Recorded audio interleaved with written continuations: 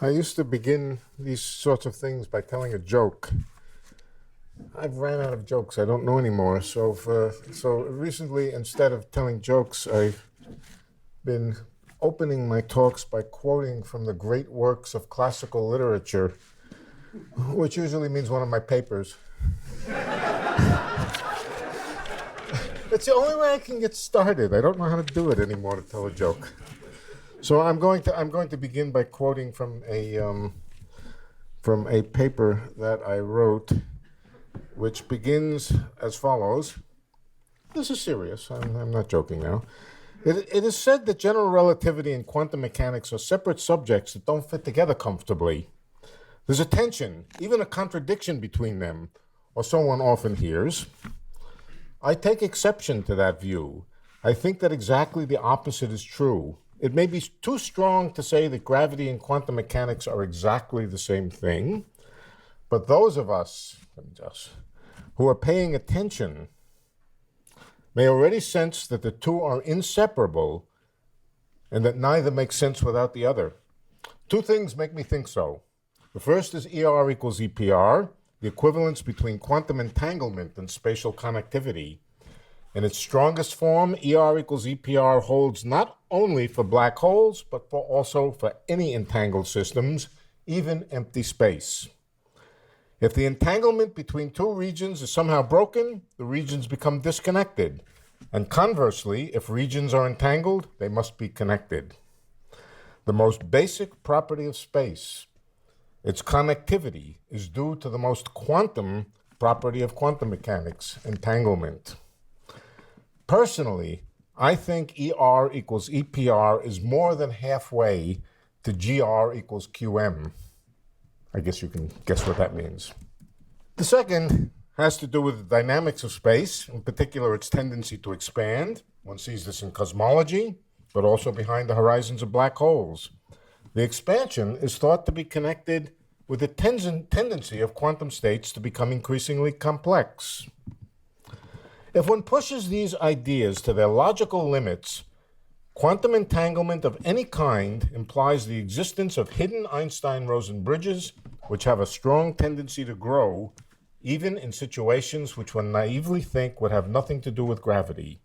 To summarize this point of view, a slogan: wherever there is quantum mechanics, there is also gravity. I think R1 said something like this earlier today, and I wholeheartedly agree with it. Incidentally, this view that I'm expressing is my own view, but it's also very, very strongly conditioned, partly by Juan, partly from Joe Polchinski. Anyway, I suggest that this view, the connection between quantum mechanics and gravity, I don't know whether to say they're the same or one implies the other or even which one implies which, but that they're so closely connected that it doesn't really make sense to separate them. I suggest that this is true in a very strong sense, even for systems that are deep into the non-relativistic range of parameters, the range in which the Newton constant is negligibly small and the speed of light is much larger than anything in the laboratory that we're likely to encounter. This may sound like a flight of fantasy, but I believe it is an inevitable consequence of things that we already believe, that we already accept. So I'm going to talk a little about that, and I'm going to talk about it at the cartoon level.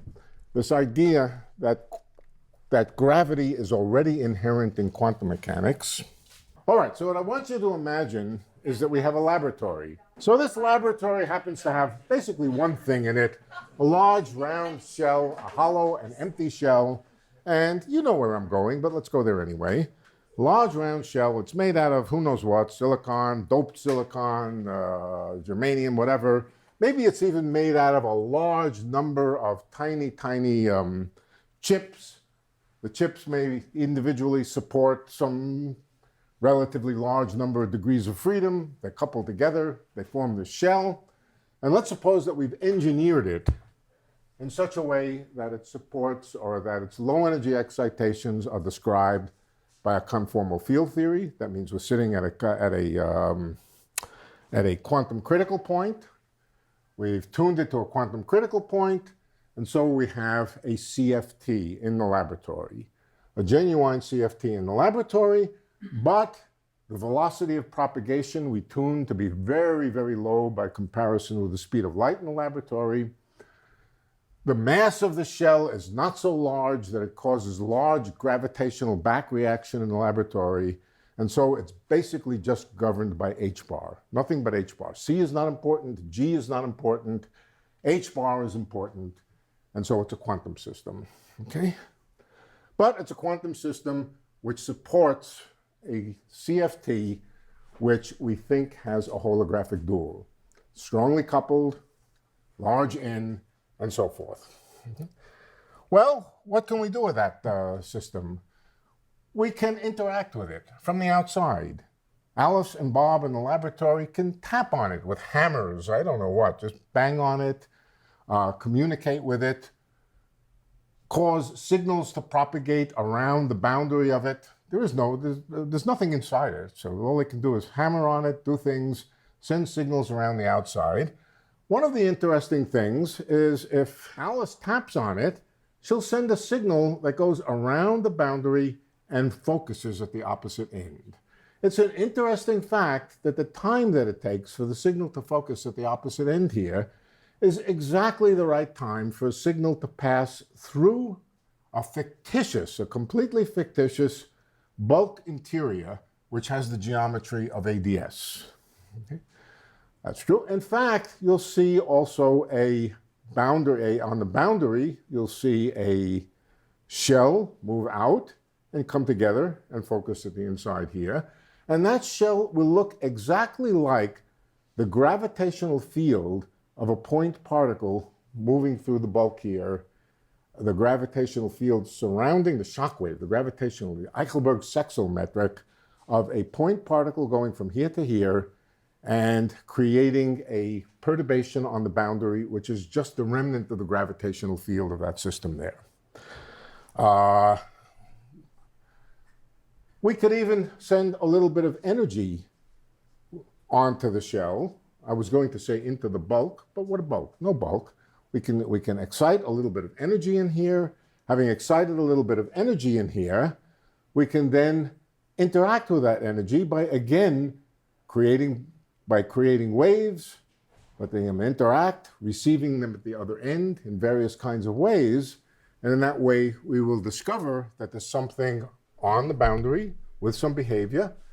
And amazingly, if we believe everything we've been told by Juan and other people, it can happen that the responses that we get on the outside will look exactly as if there is stuff in the bulk, maybe even people in the bulk to communicate with, computers in the bulk to communicate with, objects in the bulk to communicate with.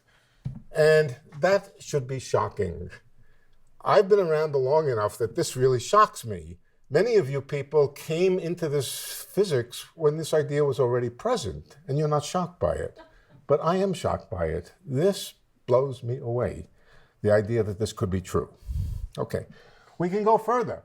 We can illuminate the shell with a laser beam, heat it, and what happens when we heat it? Well, we heat it and we create stuff on the shell, but the stuff on that shell behaves exactly as if there was a black hole in the interior of this fake ADS geometry, and we can test that out. We can, again, send signals from the boundary, tapping on it with a hammer. For example, high-frequency signals that we might expect to propagate through geometric optics.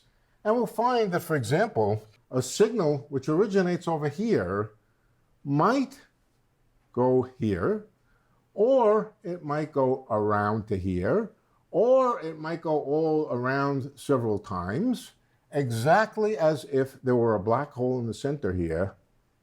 And again, amazing fact, a laboratory fact. I want to emphasize that we're talking about laboratory facts, things that in principle could be done if we could engineer such a shell. Okay, we could create two such shells. That's easy. If you can create one, it's only twice as hard to create two of them. Do the same thing, create two black holes, and all we would have would be two black holes. Notice that I've imagined illuminating them independently with two separate lasers. On the other hand, we might illuminate them in a different way.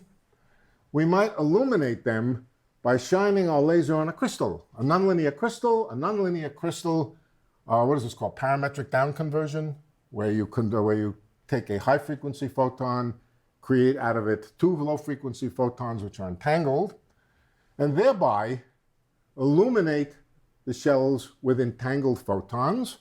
The entangled photons will again heat the shells, create two black holes, but they will now create two entangled black holes. If everything we've been told is true, these two entangled black holes will have something new. They will have a wormhole between them. What does it mean that it will have a wormhole between them? We won't see any wormhole, but what does it mean that we have a wormhole between them? Well, if we can imagine that the two shells, one, let's say, is under the control of Alice, one is under the control of Bob. If Alice and Bob can somehow merge themselves into the shell, their degrees of freedom, and combine them with the degrees of freedom of the shell, and I'll talk a little bit about how we will do that later, but if they can combine themselves and insert the degrees of freedom into the shells, then in fact, we expect that if they throw themselves into the fictitious black hole, if they fictitiously throw themselves into the fictitious black hole, they will meet at the center, or they can meet at the center. Now you say, well, wait a minute, how do we confirm this? How in the laboratory do we confirm that Alice and Bob met in the interior of the two black holes which were created by the entangled photons? And of course, we can't. We can't because once they're in the black hole, they can't get out of the black hole. And so this becomes completely non-operational physics. It's just a harebrained idea, a fairy tale about what might happen in this system. But in fact, what we now know is that other things are possible, primarily due to the recent work that Juan was talking about, the idea that you can quantum teleport through an entangled channel. And so what you can imagine happens is that if Alice over here, for example, decides to enter the shell, and if at the same time a certain amount of classical communication is propagated back and forth, or just a coupling between the two shells in the laboratory, the appropriate kind of coupling, and I want to emphasize that this appropriate kind of coupling is entirely classical coupling, no non-commuting degrees of freedom in that coupling.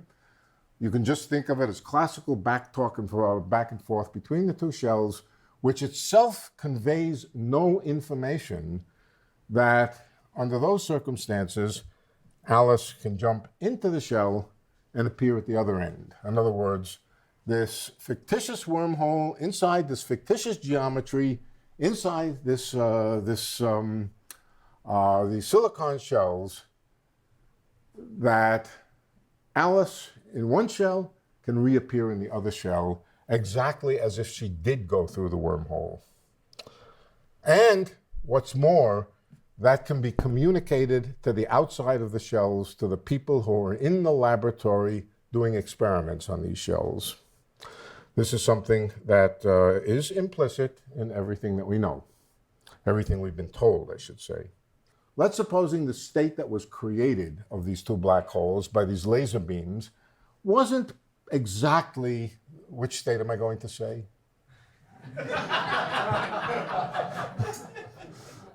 The double, the thermal field double. If it doesn't happen to be exactly that, there might be some junk in the interior of the wormhole here. It could be a few photons, it could be a few other things.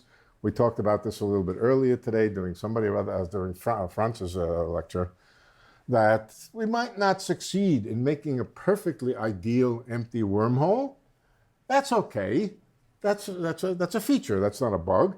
That gives Alice the opportunity to enter the wormhole, collide and interact with that stuff in there, and come out the other end, perhaps injured, I don't know, or actually she might actually get entangled with stuff here. The stuff that's in there would then fall into the singularity, and poor Alice would at least a little bit become entangled with a black hole and would not even come out in a pure state, but that's okay. Whatever state Alice comes out in, she has a memory of what she encountered on the inside. In this case, the memory just might be that she got broken to pieces.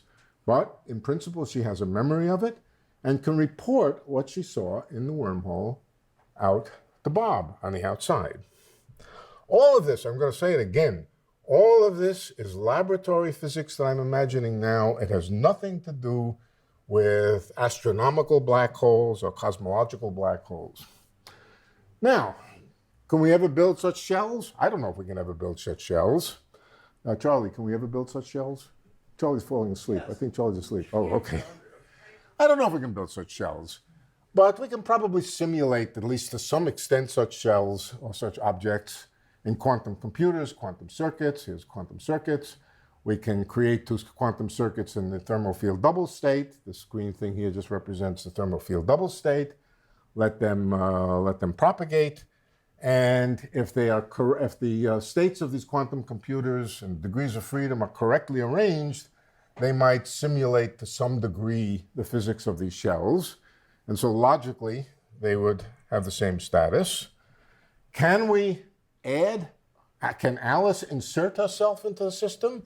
Yes, Alice can insert herself into the system. All she has to do is start to interact with it. Her qubits can be made to interact with the qubits in the shells or in the quantum computers.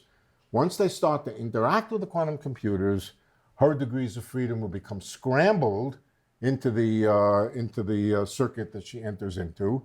And becoming scrambled is equivalent to saying that Alice passes through the horizon of her side black hole. That's what it means to scramble, or at least that's the dictionary.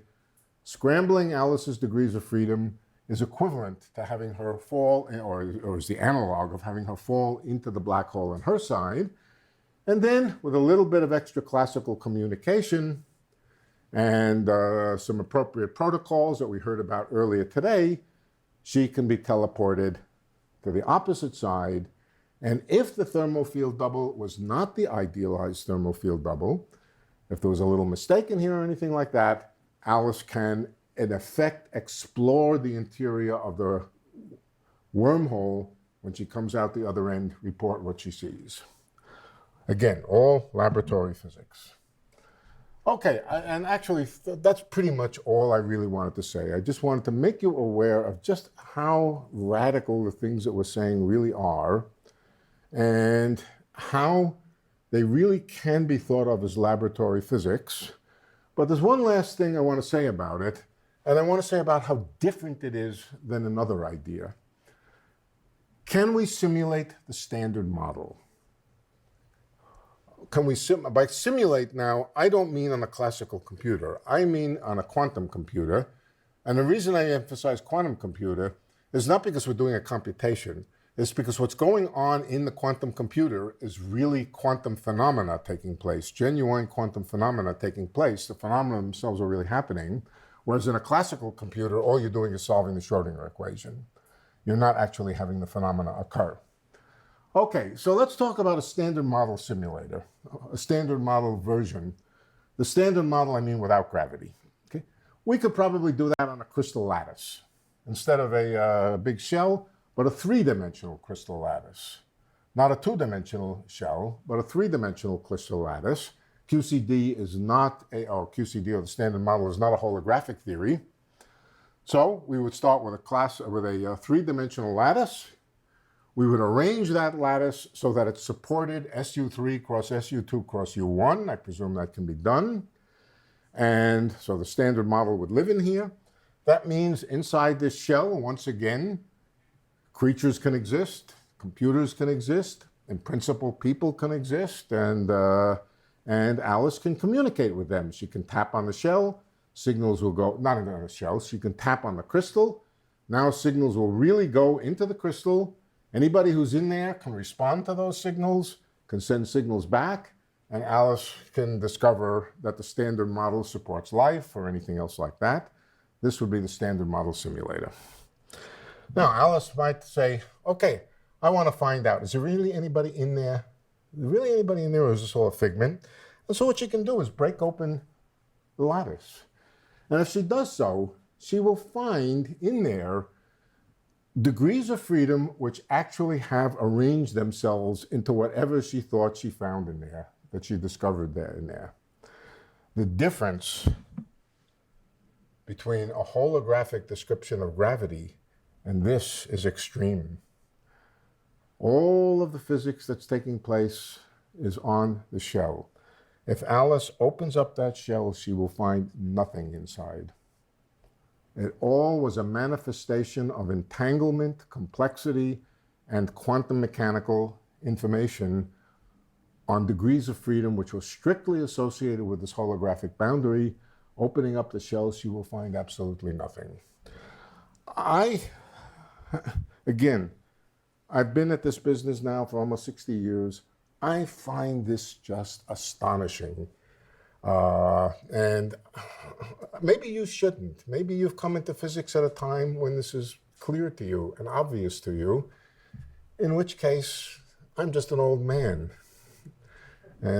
But somehow I don't think it's time yet to not find wonder and extraordinary things in this picture that is actually a consequence of everything we think we believe. So I leave it to you now to invent the subject of quantum gravity in the laboratory and to flesh out this thing with experiments, with theory, and so forth. And thank you very much for coming. And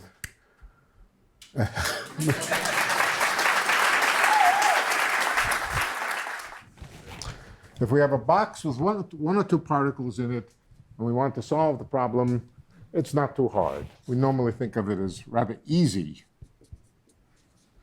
One or two particles, the basic rules of momentum conservation, F equals ma, and so forth, we solve the problem. If we have a box with 10 to the 23rd particles in it, it's also easy. But easy not in the same way. We use different rules. We use the Navier-Stokes equation, we use hydrodynamics, and so forth. We make the problem easy again. This is 10 to the 23rd, this is 2. It's the transition from one to the other which is hard. At some point, and I don't know where it is exactly, is it 50 particles? Is it 30 particles? Is it 150 particles? Somewheres in there, there's a transition from particle-like behavior, the simple particle-like behavior, to the smoother hydrodynamic behavior. I don't know. I'm not sure exactly where it is. I would guess it's somewheres around, for a small box like this, I don't know, 50 particles. With 50 particles, I would bet you can see swirling behavior. I would guess that you can see vortices and so forth, at least a bit. Somewheres in the transition between here and here, there's something interesting happens. And it's that interesting thing which is hard to quantify. That is where we need computers to tell us what's going on in this region here. Okay, I think the same exact thing is true, or something very, very similar to it, in thinking about the relation between quantum mechanics and gravity. On the one hand, if I have 2 qubits, I can entangle them, and in some very, very vague way, we can say that's a proto-wormhole, but we don't think of it that way. We just think of it as 2 qubits entangled. We can do quantum teleportation, but we don't think about it as going through a wormhole. On the other hand, if we have enough qubits on this side, entangled with enough qubits on this side, we begin to think that there's a geometry to it, a smooth geometry. The smooth geometry is some kind of wormhole. And somewheres in between, or somewheres, some number in here, it could be 100 qubits, 1,000 qubits, I don't know exactly where it happens, there's presumably a transition, not a sharp transition, a sort of qualitative transition let's call it quantum mechanics or simple quantum mechanics to quantum gravity behavior in this smooth sense here. Where is that transition? How do we get at it? How do we quantify it? How do we think about what goes on in this transition? Probably that is as hard as anything. And that is where I think the first quantum computer studies of these things can happen in this region in between here with 50 qubits, 25 qubits, 100 qubits. I don't know where it is exactly, but that's perhaps where, with small quantum computers, where smallness may be a virtue. Smallness may be a virtue because we get to see what happens in between these two. Now, are there situations in which we really want smallness? And I think there are. For example, what does happen at exponential times? The things that were being discussed here a moment ago have to do with black holes. Again, we'll draw that picture. Black holes grow with time. The distance between the two horizons, these are eternal black holes, they grow with time. It's believed, or at least I believe, that that growth has to do with the growth of computational complexity. But the real question, or a real question, a really interesting one, is what happens at exponential time when computational complexity tops out, can't be any bigger than that. That is where we think the standard general relativistic, ordinary classical rules of gravity break down. But we don't understand how it breaks down. We don't understand what really happens. It may be firewalls, it may be something else, we don't know. Okay, what do?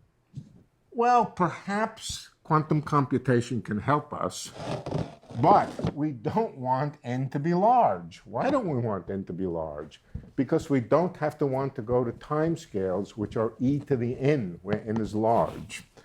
So this is exactly the place where I think that smallness, or relative smallness, may be a virtue, and asking in the transition region here, what happens when we get to exponential times, where exponential may be no bigger than e to the 5, which I think exists.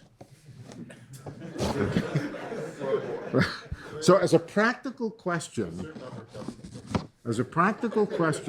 it may be that smallness is a virtue that allows us to address questions that we might not even, if we had these giant quantum computers that could do 10 to the 23rd molecules, we may never have thought of these interesting questions in between.